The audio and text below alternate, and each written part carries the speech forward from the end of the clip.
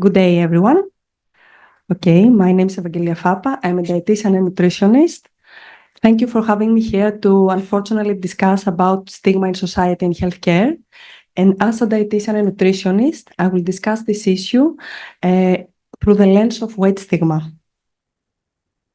So, according to WHO report published this year, in the year 2022, 1 out of 8 people living on Earth were facing obesity.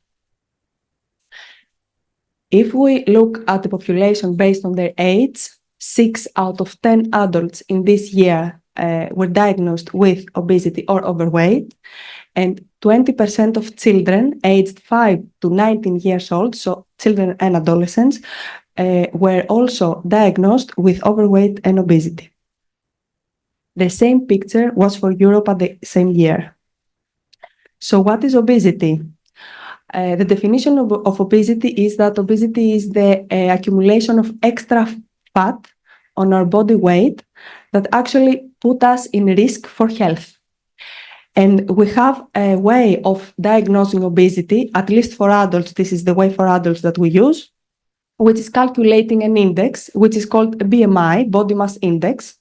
And we calculate that by dividing the body weight of a person in kilograms to his or her height in square meters. And if this number is above 25, then this person is diagnosed with overweight. If this number is even greater, I mean above 30, then we say that this person has obesity. Does this apply to everyone? No. An example is athletes. The majority of athletes would be diagnosed with this index as overweight or obese. What else do we know about obesity these days? So we have the obese person based on BMI that actually is metabolically healthy. We have a person diagnosed with obesity based on BMI that actually is a sarcopenic, which means that he or she is malnourished. And we have people that based on BMI are not diagnosed with obesity. Actually, they are diagnosed as having normal body weight and they are metabolically unhealthy, or the fat on their body is excessive, so it puts them at risk for health. So the question is, who is obese? So body weight is regulated easily, as we know now. It has to do with a balance between the energy that we consume and the energy that we spend. So if the energy that we take is more than that we consume, then the extra energy is accumulated in our body weight, mainly and usually, but not always, as fat. So if this is replicated over and over again, it leads to overweight or obesity. We also do know nowadays that this imbalance happens due to several, various, and many reasons. These reasons are found in genes, so there is a genetic predisposition, and there are also reasons that have to do with the environment and the person himself, herself. All of these reasons actually contribute to lead the person increasing his or her intake, his energy or her energy intake, and also contribute in the specific person to having less and less energy expenditure. So we know now that people that are genetically predisposed to obesity, being found in an environment that actually helps them eat more and exercise, or being less physically active, this leads these persons to obesity. We have to acknowledge there is also a group of people in which obesity is not this case that I've discussed. In these people, obesity is actually the result of taking some specific medications, of have a genetic syndrome, or is the consequence of another illness. So I'm showing you here data from old study, but I have my reasons. So this is data from a study that was published on 2013. So they asked people from general public who is the main responsible for developing obesity. So they gave them people the some factors that you see on the horizontal, this line here. Sorry for that. I have this line here. I'm sorry, and they asked them to say, okay, who is primarily to be blamed for obesity?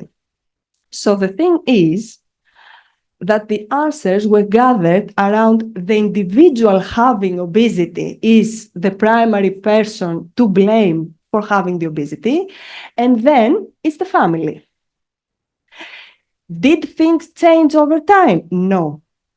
This is a similar study published in 2020 from data in the UK, again asking people to say who else is the main responsibility for being obese, and the people answered more or less that the individual is mainly the person to be responsible for being obese, then the family, and then other factors like food industry, media, politics, etc. What is more interesting in that study, and I think it is of concern for us, is that looking the persons that they actually answered that the person is the main responsible for having obesity, and looking at those persons through the lens of the BMI, they saw that there was a statistical significant difference showing that people being obese themselves answered that yes, the person is mainly responsible for the obesity, and not the ones that were not obese. Also, looking at gender differences, they also show that women believe more than men that obesity is a problem that has to do with the responsibility of the person himself, herself. What is the truth? There are several levels of responsibility why obesity is happening. Among those, some part is on the individual, but there are several factors, as you see here, sectors, I might say, that are responsible for what we're facing now on a global level, and it's the obesity and the obesity rise. So in simple words, we believe that the dietary and physical activity habits of a person are the result of a person being genetically predisposed to obesity and found in an environment which leaves a small choice to the person other than being obese. So what is weight stigma? So weight stigma, or otherwise referred as weight bias or sizeism, from the word size, refers to negative attitudes and beliefs that devalue the people based on their weight status or on their body size. This may include several types like prejudice, discrimination, stereotyping, and social exclusion. And weight stigma, it's not something that face only obese people. It's something that face people with low body weight or with various sizes of their body. However, I will focus on people with obesity in this discussion because these are the people that mainly facing weight stigma. So there are several types of weight stigma that we see in the literature. One is the perceived one is the experienced one, the anticipated, and unfortunately, the most dangerous of all is the internalized one, which is also can be found as self-stigma or self-directed weight stigma. So what is internalized weight stigma? Is actually the person himself, herself, internalizing the beliefs of others based on the weight. So the person himself, herself, thinks of himself or herself less in many things because of his or her weight. So in this study, that this is that was published in the Lancet on 2024 this year. What they did, they followed 14,000 people in UK from the time that their mother was pregnant to them. So they followed these persons from birth, from before birth actually, until they reached 31 years of age. And they saw that in terms of socio-demographic factors, being a female, having a mother that is not educated, or being twice in your life out either of education, employment, or training, more or less doing nothing that matters socially, okay, is a prediction for having internalized weight stigma at the age of 31.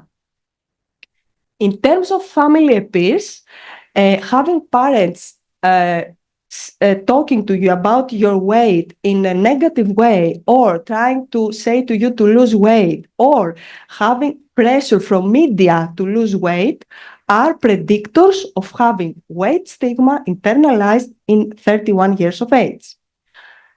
Bullying at any age was also a predictor of having internalized weight stigma at the age of 31. So there are many more than those that I've just mentioned factors that contribute to the development of weight stigma or otherwise obesity stigma.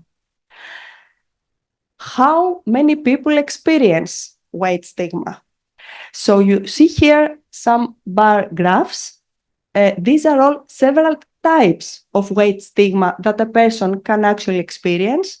The thing is that 1 out of 2 people actually experienced weight stigma. And this is the general population survey. Also, internal weight stigma, the thoughts and beliefs that I have for myself based on weight, is 1 out of 4 people in the general population. So combining the previous slide, like half of the people of the population have been weight stigmatized in a way, and looking at that, half of them have also internalized stigma. If we look at the obese people, and you see the right graph, pie, 40% of the obese people have internalized weight stigma. So 4 out of 10 obese people with obesity, think less of themselves because of their weight. What's happening in the youngs? More or less the same.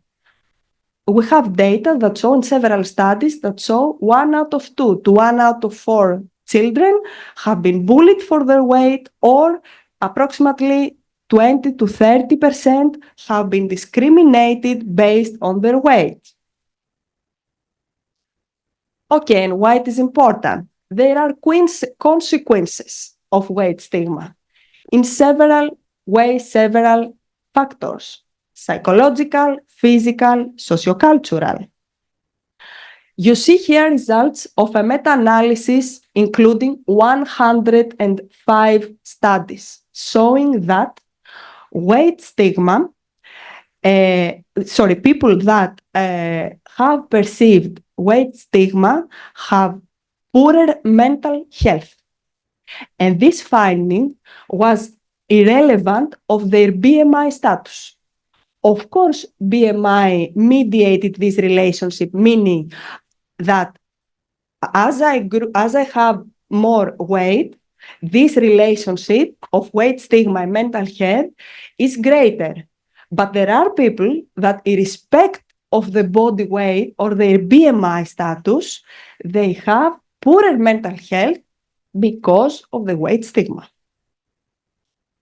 What about health behaviors? We have now data showing that, irrespective of BMI status, weight stigma significantly has been associated with greater disordered eating, greater comfort eating, sleep disturbances, alcohol use, and we have several other studies showing also that these people avoid engaging in physical activity or increasing their exercise. Also, data from the same study show that BMI significantly moderates the association of weight stigma and disorder eating and alcohol use, which means that the greater the BMI, the greater the body weight, let's say, the greater the relationship between weight stigma and disorder eating, weight stigma and alcohol use. So what about healthcare? Unfortunately, being a healthcare professional myself, 70% of us actually, on the other way around, people with obesity, they have stated that 70% they have experienced weight stigmatization from health professionals. Where does this lead? We know now from studies that this leads to delay or avoiding healthcare services. Why? Because those people receive lecturing for their body weights from several health professionals, being or being not in this place to do that, not that anyway. They feel embarrassed for the weight to show their body for an examination. They are not willing to be weighted from a health professional. And also they say that there is not enough equipment in some cases for their sizes. So what did they ask for? They asked for a better relationship with a healthcare professional. And this better relationship is from us to demonstrate empathy, to have a non-judgmental approach, to actively listen to our patient, as there are studies that show that health professionals, when we see a person with obesity, we don't do much because we attribute everything he or she has to obesity. So we need to listen more. We need to have a respectful language to those persons and to collaborate to address the need of the person. Then people want from us to be updated on the latest management guidelines of obesity, on the medicines that we have to help them. And in terms of equipment, they need equipment that is suitable for them. So, obesity is a disease with a genetic predisposition, is societal rather than an individual responsibility. Weight stigma worsens the obesity consequences and the obesity per se, as we know from studies that people tend to eat more when we are weighted stigmatized. So the question here is, who actually needs to change? Thank you, and I'm open to questions and discussions.